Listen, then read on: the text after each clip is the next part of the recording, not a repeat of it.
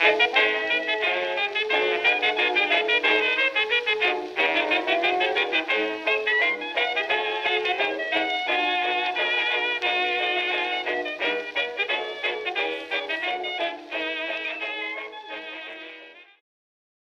hello and welcome to the Old Garage number 14. I'm Wild Bill, and we've got some questions to answer as well as a shout out to do. Maybe some admin, we'll see. But anyway, let's get on to some questions. I've got MCC0 or MCC0CA1075. I hope I did that right. Poses an interesting question, and it is, when did the word lemon start getting used to describe a bad car? Well, first of all, I have not been able to find any reference to that word being used to describe a bad car, new or used, whatever, from the vintage or the veteran era. There's a couple of theories out there. I've heard, that maybe because, it's sour and lemons are sour and it gave a sour. I'm not convinced of that. This is outside of my channel, but from what I've been able to find out, and if you know better, please let me know in the comments, that back in the 1950s, 60s, and even in through the 80s, after World War II, a number of car manufacturers from Japan, Europe, and elsewhere were trying to break into the American market. And you had, the Japanese cars, you had companies like Citroën, Fiat, Renault, and others that were all trying to build up a reputation to get things going in the United States. And one of those companies was Citroën. Now, Citroën, at that time, we're talking, 1950s, 60s, 70s, 80s, they were some of the most advanced cars on the market. The technology that they were using was absolutely state-of-the-art, and the way they were doing it was totally confusing to Americans. And so when a Citroën, for example, if you bought one and something broke, you would take it to your local shop. Well, here's the problem, is that your local shop had never seen anything like this thing, so they had no idea how to repair it. At the same time, your typical owner of those cars was used to doing maintenance on the American cars, which is pretty much change the oil, change the fluids and go. Whereas the maintenance on these cars was also different, and the mechanics didn't even know it either. So what would happen is you would take your Citroën to your mechanic if something went wrong, and he didn't know how to fix it. He'd have to do just his best guess, and if he got lucky enough to actually fix the problem, he's liable to cause another problem in the process. And at the same time, you're not maintaining the car right, because nobody maintains a car like this. And so the Citroën cars, once they broke, it was done. You were not going to get them fixed. And, even many of the Citroën dealers, at that time didn't have mechanics that knew them. And Citroën in French means lemon. And what started happening in the late 50s and early 60s and all the way through for a while there in that period, the local manufacturers of cars, and especially the dealers in the United States of cars that were seeing this happening, would start saying, well, you won't get a lemon if you buy from me in an American car and buy this or buy that. And just the term lemon to describe the fact that the Citroën car was so complex and everything else that no one knew how to fix it, it started being turned into just being bad. And over the next few decades, at least in the United States, you would see and hear people talking about lemons, and it was for the most part because of the Citroën. And not because they were a bad car. The opposite is true. If you had one of those cars and knew how to maintain it and knew, understood how it worked, incredible cars, some of the best ever made, period. And so, it certainly wasn't fair, but there's a reason why you don't see Citroëns being sold in the U.S. today. Now, as far as I can tell, and again, this is outside of my scope of history, that's what I could find. If you know anything different, please let me know in the comments. That'd be great. Okay, Craig Hagenbrook, he's asking this. He says, When did the steering wheel become the standard in steering, and did the invention of the windscreen replace the need to wear goggles? Well, regarding the steering wheel, I mean, that's another episode or three in of itself, but there were two things involved with the development of the steering wheel that have to be addressed. Number one is steering gear. Okay, it's not just what you're using up top to control it, it's what's underneath and what's going to the axle to actually move the tires. And this was up to grabs in the early days of the automobile. You had handlebars being used, you had wheels, you had tillers, you had joysticks, you know, like this. You had, track steering, you know, like you would do for a tank game or something like that. You had foot steering.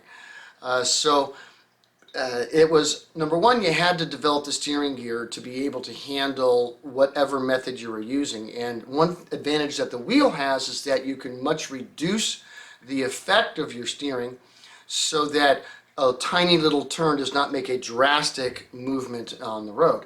And of course, the second issue that came aboard was the speed of cars. When you're talking in the 1880s, 1890s, you know, cars weren't necessarily moving that quickly. You know, if you've got a car that's, you know, maybe flat out 20 miles an hour, I mean, yeah, even with tiller steering, that can be a little rough, but it's manageable. But once you start getting cars where speeds are in 25, 30, 35 miles an hour, your track steering, your joystick steering, your tiller steering, your handlebar steering was simply inadequate, you know, to manage the speeds. And it's by about 1910 that you're really not going to see tillers and such like that anymore. And it's because of those two factors. Good question. All right, I got a question from Antonia Cunningham, who, by the way, is the prettiest girl in the entire universe, without exception. And I'm just going to say it because it's true. And she states this, is that she finds it interesting that in the vintage Michelin ad, and this was from the episode about the wheels, the tires are advertised as both the best and the least expensive. I wouldn't think those two would go together. Well, yeah, well, she is the linguist, you know, that's she speaks everything. Well, the least expensive, and I'm going to read this off because I don't speak French, but le moins cher, that word, you know, if you're thinking in America, I mean, yeah, you could say least expensive, but usually we think of the word cheap. You know, something that's cheap in the United States is something that doesn't cost much, it's the least expensive, but it's also not well made. Not this case in the French term used in the advertisement. It doesn't necessarily mean it's badly built, it just means that it doesn't cost as much. And then it says, of course, it's the best, which is, of course, le meilleur, and that term, you know, means that, hey, it's the best you can get and it's the least expensive. These things in modern thinking is like, how can it be the best and least expensive? Well, keep in mind that at this time, you know, their only competitor was Dunlop. And a Dunlop tire cost significantly more than a Michelin. And the reason was simple, because the Dunlops, until they too went into not having to glue things, you had to glue them and you had to do all this work just to get the tire on your wheel. And Michelin's, you did not have to do that, and you didn't have to pay for the extra time. You didn't have to pay for all of the glue, so it was actually the least expensive pneumatic tire you could get. And it was the best as they advertised, and I can't say that I disagree with them.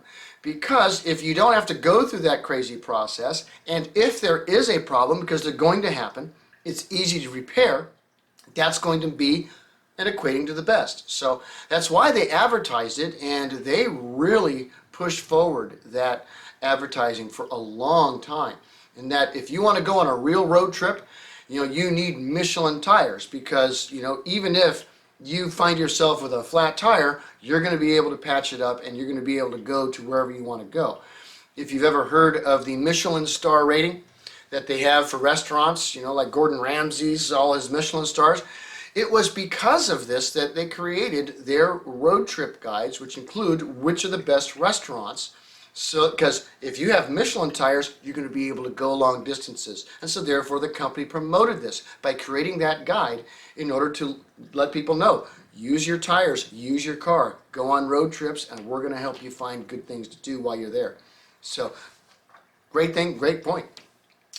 All right, now Gabriel F., he said, are there any car model names for the vintage era that have been used for newer models? Well, the answer is yes. The most obvious one is Victoria, or Crown Victoria, or, you know, any of those. You also have from, you know, the earliest days of the automobiles, often cars were given letter and number designations that typically had to do with either the displacement of the engine, the total horsepower, or its intended purpose, whether it's a Grand Tourer or a racer or something like that. So like R250 or something like that. And that's been continuously done, you know, no matter whom. You also have terms like Electra, which was used early on, and it was used again, you know, anything having to do with that. But you know, Victoria really is the big one. Electra, of course, was used, and then you have all the different letter designations that have been used, and numerical ones as well, for cars for a long time, and they've been just reused and reused over and over again because, you know, a 3.5 liter car, you know, built in 1906 by Spiker, you know, and is called the S350 is no different than an S350 built by Subaru with a 3.5 engine. Not saying that Subaru did, but those type of things are, I mean, I'm not an expert in what's modern, you know, what the modern cars are, because they all look alike anyway, but that's going to be the connection you're going to see. Alrighty. Now, Craig Hadbrook asked another one. Now, he did ask about steering wheels again, and I think I've already answered that one. But he also asked, where does sedan and coupe come from as far as the words?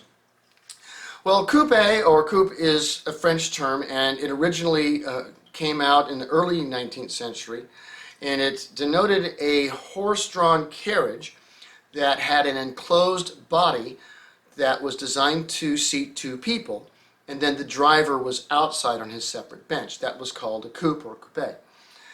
And then when cars started being built, you know, that were designed for two people to sit in them, whether there was a driver or not, the term just simply carried over. Sedan is older. That term, the earliest we know of it actually goes way back. I mean, we're talking Marco Polo, where that was the word he used to describe what is otherwise called a litter. And a litter is a vehicle that is carried by people, either two people or four people or however many. And you may have seen them. It's a litter is where you have a person sitting inside it. They have a little body and around a vehicle with poles on it and a bunch of people carrying the thing. And he saw those things in China. They were rather popular. They're also popular in Japan, for that matter. By the time you get to the 17th century, the term litter got replaced with sedan, probably from, you know, a Spanish or Portuguese origin. But as the automotive industry began, the word sedan was still out there, and it finally got applied to an automobile about 1913. And, you know, this is, you know, when Renault said, well, I've got, you know, it's kind of like a litter, you know, and it was a model name, you know, and that's how that got started. But the terms were definitely a lot older. Okay, now James MacArthur, he threw out a question, and he says, it seems like many of the early founders were self-taught. Were any formally taught in a school? Of course they were. Engineering was something that you could go and get a degree in, going way back, you know, to the Middle Ages for that matter. And engineering degrees and teaching in basic mechanical principles, you know, was something that you could learn in school. You could learn machining in school, other principles of engineering and architecture, and in metallurgy. Lots of the early founding fathers were schooled and went to school. I mean, the list is long, and we've already seen some of them. Some of them did not go to school. Some of them were self-taught, absolutely self-taught, but those who are completely self-taught are fairly rare. The ones who didn't go to school most likely had some sort of apprenticeship involved, where they would become a machinist, or by studying with someone, or a blacksmith, or a forger, or whatever they were going to be doing. They learned this just going through, an apprenticeship, learning a trade, in a workshop somewhere, and then applying that, which for a lot of people was, the educational system of the 16th through the late 19th century. But as far as formal schooling, yeah, a lot of them did as well. Now, keep in mind that there was no formal schooling about automobiles, about cars, until you get to the turn of the 20th century, because, it was too new of an invention. But the principles behind them, absolutely. You could go as early as the 18th century and go to a school and learn stuff that you could, if you had the ingenuity, apply to an automobile. People like Nicholas Cugnot did this. People like, unfortunately, Richard Trevithick was more of an apprenticeship type of thing. And then you have Carl Benz. He went to school. Gottlieb Daimler went to school. Herbert Austin, he went to an apprenticeship. So it's really a blend of who went to where and what they had and what their resources were. Now, those were the questions that I had for this The Old Garage, but boy, have we got a great shout out.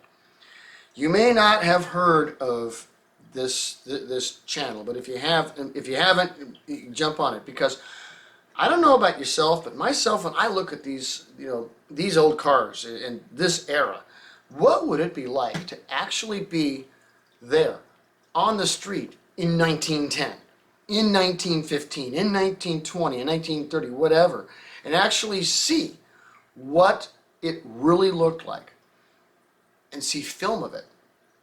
Well, there is definitely a channel you can go and check it out at, and that is a gentleman by the name of NASS, N-A-S-S, NASS. I just call him NASS. But what this guy does is he takes vintage footage. I don't know where he gets this stuff from, but he actually finds it. And then he'll run it through a process to clean it up, make it so that you can watch it in 4K, add the color where, as necessary. And then this footage is of street scenes from the era. You've got New York in the 20s, you've got, or the teens, you've got, London and God knows when, and Oh Dark, whatever. This is the kind of stuff that he puts up, and you can see it and watch it, and it's freaking awesome. So link in the description. You got to check out NASS if you want to see what these cars look like. And I'll tell you what, bonus points, you watch one of his videos and go, ooh, what's that make and model? Ooh, what's that year, make and model? What's that year, make and model? I do that all the time, trust me. It's a great thing to do. But in any case, admin, well, you probably heard me mention last time that we're looking like we're going to do an episode live. Well, yes, it is confirmed. We are going to be doing that. Just going to look for that late fall, early winter. But in any case, that's the questions for today, and we're going to see you the next time on The Old Garage. Peace.